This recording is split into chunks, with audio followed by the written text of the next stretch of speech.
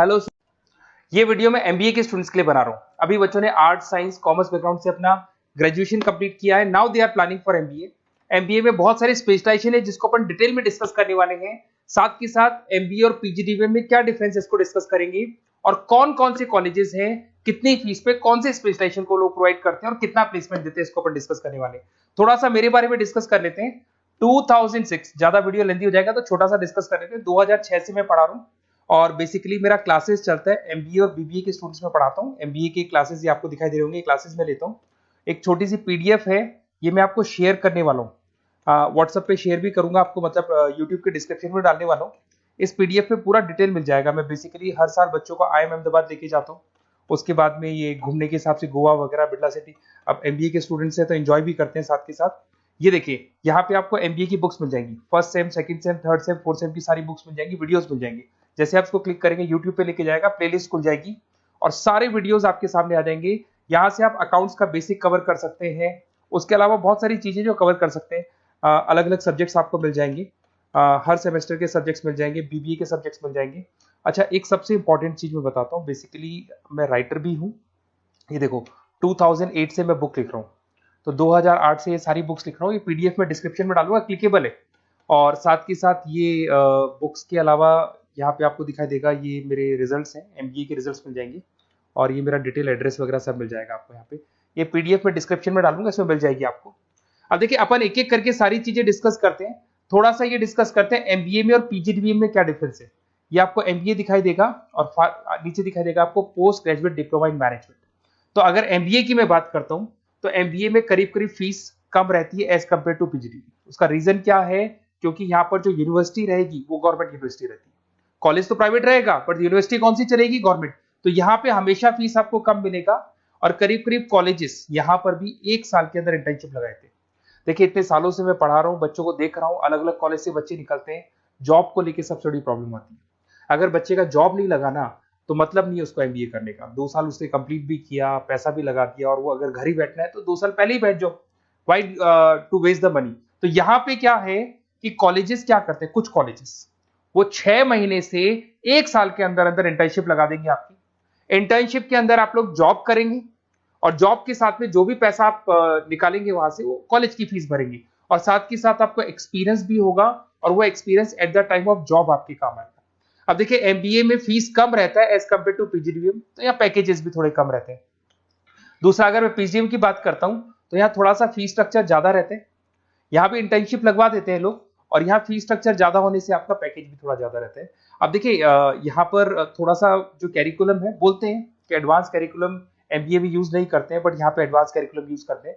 But करीब करीब आजकल गवर्नमेंट यूनिवर्सिटी भी अपग्रेड होगी, तो अपना कैरिकुलम वो लोग अपग्रेड कर रहे हैं, तो ऐसा कोई ज्यादा डिफरेंस नहीं आता।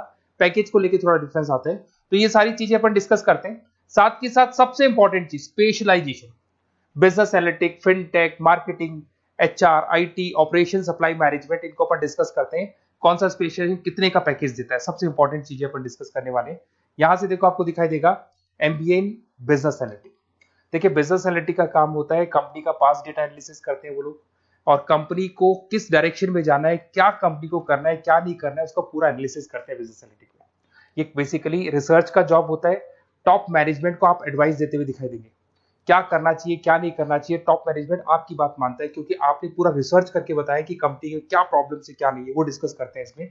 इसको करने के बाद बच्चा डेटा साइंटिस्ट बन सकता है, बिजनेस एनालिटिक बन सकता है, एनालिटिकल कंसल्टेंट बन सकता है। अगर वो डेटा साइंटिस्ट बनेगा तो उसका टीसीएस, इन्फोसिस, विप्रो में जॉब लगेगा और 6 लाख से 8 लाख तक का एवरेज सैलरी है। मतलब एवरेज मतलब ये जो फ्रेशर्स को मिलता है।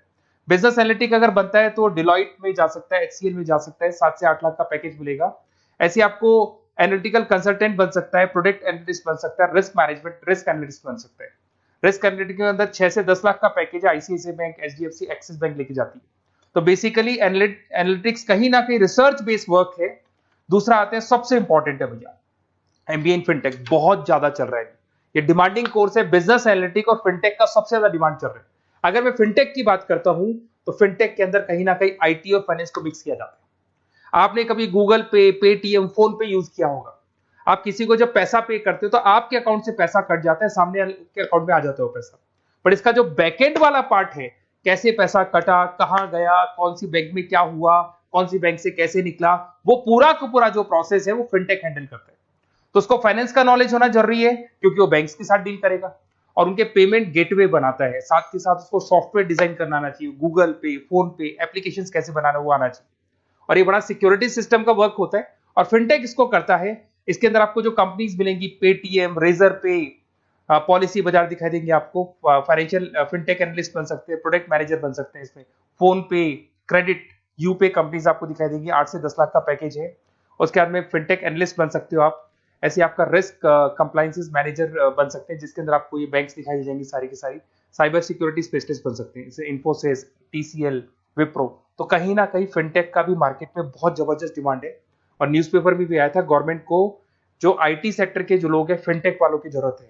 देखो साथ के साथ आपको फाइनेंस दिखाई देगा, तो बड़ा कॉमन है, बहुत सालों से चल रहा है और बहुत इंटरेस्टिंग है। जो लोग कॉमर्स बैकग्राउंड से हैं वो लोग फाइनेंस लेते हैं। इवन आर्ट्स और साइंस वाले भी फाइनेंस में एक्सेल करते हैं। यहाँ पूरा स्टॉक मार्केट मिलेगा, डेरिवेटिव मार्केट मिलेगा। यहाँ पे आप फाइनेंशियल एनालिस्ट बन सकते हैं। डिलॉयट जैसी कंपनी आपको लेके जाएगी। 6 से 10 लाख का पैकेज एवरेज है ये, बाकी एक्सपीरियंस के साथ पैकेज बढ़ जाता है। इन्वेस्टमेंट बैंकर बन सकते हैं आप, इसमें गोल्डमैन स्मिथ हो गया, जेपी मॉर्गन हो गए, ऐसी कंपनीज में आपकी जॉब लग सकती है। कॉर्पोरेट फाइनेंशियल मैनेजर बन सकते हैं, रिलायंस इंडस्ट्री, टाटा कंसल्टेंसी, इसमें आप जा सकते हो। पोर्टफोलियो मैनेजर, जहां पे आप स्टॉक मार्केट में कहां पैसा लगाना है, डेरिवेटिव में कहां पैसा लगाना है, उसको एक पोर्टफोलियो डिजाइन कर रहे हो। HDFC asset management, ICICI prudential, AMC, SBI mutual fund में आपका जॉब लग सकता है। 10 लाख से 15 लाख की सैलरी है यहाँ पे। रिस्क मैनेजमेंट में आपकी जो बैंक्स है वो सारी आ गई। तो ये ऑप्शन भी है। उसके अलावा मार्केटिंग बड़ा इंटरेस्टिंग है। देखिए फाइनेंस के अंदर कहीं ना कहीं कॉन्सेप्ट सेलिंग होती है। आप म्यूचुअल फंड बेच रहे हैं, इंश्योरेंस बेच रहे हैं, तो म्यूचुअल फंड इंश्योरेंस दिखाई नहीं देता। पर अगर मार्केटिंग की बात करें तो मार्केटिंग में प्रोडक्ट सेलिंग होती है। आप किसी प्रोडक्ट को बेचेंगे ना तो प्रोडक्ट दिखाई देगा। आज एक मारुति के शोरूम में आप जाते हो कार खरीदने के लिए, डेमो लेके आते हो तो 90% तो कार बोल जाती है, जो डेमो है वो बोलेगी, 10% सेल्समैन बोलेगा और बिक जाएगी। But in case of finance concept selling होती है। भैया एक पेपर पे पूरा म्यूचुअल फंड लिखा है, इंश्योरेंस लिखा है, उसको समझाना पड़ता है। तो वहां पर वो प्रोडक्ट दिखाई नहीं दे रहा, उसको आपको समझाना पड़ेगा। But in case of marketing product selling होती है और मार्केटिंग में अच्छी जॉब्स लग सकती है।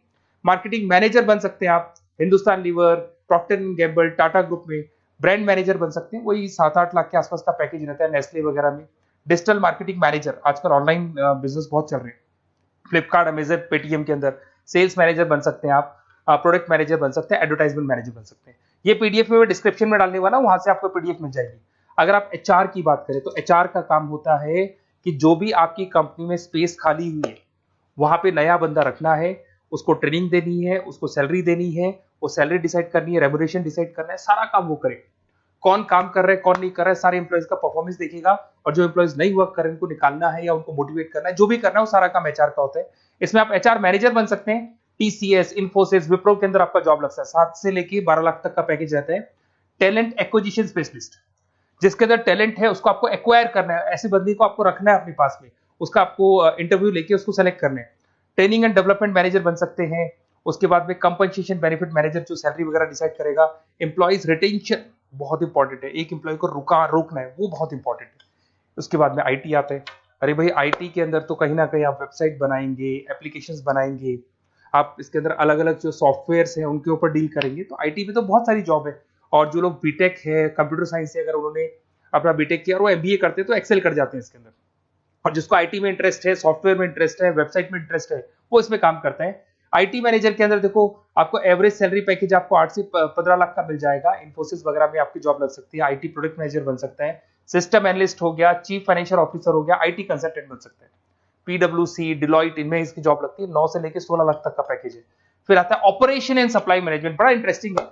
ऑपरेशन एंड सप्लाई मैनेजमेंट में होता है रॉ मटेरियल लाना, खरीदना, उसको फिनिश गुड्स बनाने तक और बनाने के बाद में उसको कस्टमर तक, वैसे होलसेलर, रिटेलर, कस्टमर तक पहुंचाने तक का काम ऑपरेशन में आता है। तो ऑपरेशन मैनेजमेंट वाला बंदा प्रोडक्ट को खरीदेगा, रॉ मटेरियल खरीदेगा, मैन्युफैक्चर करेगा, कस्टमर तक पहुंचाएगा, वो सारा काम किस में आएगा? ऑपरेशन सप्लाई मैनेजमेंट में आएगा। इसमें आप ऑपरेशन मैनेजर बन सकते हैं। टाटा मोटर्स, रिलायंस, महिंद्रा, इनमें आपका पैकेज लग सकता है 8 से 10 लाख के आसपास। सप्लाई चेन मैनेजर, माल को एक जगह से दूसरी जगह सप्लाई करना, Flipkart, Amazon. Logistic manager, blue dart, यहाँ आपका जॉब लग सकता है। क्वालिटी एश्योरेंस, जब आप प्रोडक्ट को बनाते हैं उसकी क्वालिटी चेक करते हैं। टाटा स्टील, गोदरेज, यहाँ पे जॉब लग सकता है। इन्वेंट्री कंट्रोल मैनेजर्स, यहाँ पे आपका जॉब लग सकता है, जिसमें आप इन्वेंट्री को कंट्रोल करते हैं, स्टॉक कितना रखे, जितनी जरूरत है, ज्यादा और कम नहीं रखना चाहिए। तो ये सारी चीजें मिलेंगी आपको। अच्छा, उसके अलावा थोड़ा सा मैं डिस्कस कर लेता हूँ। ये सब तो हो गया। यहाँ से देखें आजकल एमबीए के साथ में एक और कॉन्सेप्ट आया है जिसको एमबीए प्लस प्लस बोलते हैं। ये सारी कंपनीज हैं जहाँ पे आपका जॉब लगेगा, that is Motilal Oswal, SBI, इन सब में जॉब लग सकता है। और आजकल एक और कॉन्सेप्ट है जिसको अपन बोलते हैं MBA plus plus. MBA plus plus के अंदर क्या है, बेसिकली वो पूरा का पूरा जो गेम है ना, वो फाइनेंस का गेम है, जिसको अपन फाइनेंशियल एनालिस्ट बोलते हैं। इसमें थोड़ा सा फीस में वेरिएशन आता है, अराउंड 40-50 हज़ार का वेरिएशन आता है। बट ये जो एमबीए का जो प्लस प्लस वाला प्रोग्राम है ना, ये बड़ा इंटरेस्टिंग प्रोग्राम है और आजकल मार्केट में चल भी रहा है।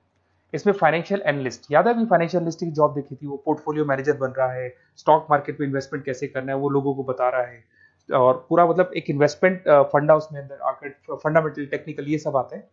तो यहाँ पर क्या है, जॉब गारंटी भी 100% और फाइनेंशियल लिस्ट का प्रोग्राम भी अच्छा है। कुछ कॉलेजेस हैं जो अपने कैरिकुलम में इसको ऐड करके रखते हैं और इसकी जरूरत भी है। जो फाइनेंस लेगा उसके लिए अगर ये प्रोग्राम वो कर लेता है तो सेफ है, 100% सेफ है। इसके अंदर देखो आपको जॉब गारंटी वगैरह ये सब तो मिलेगा ही मिलेगा।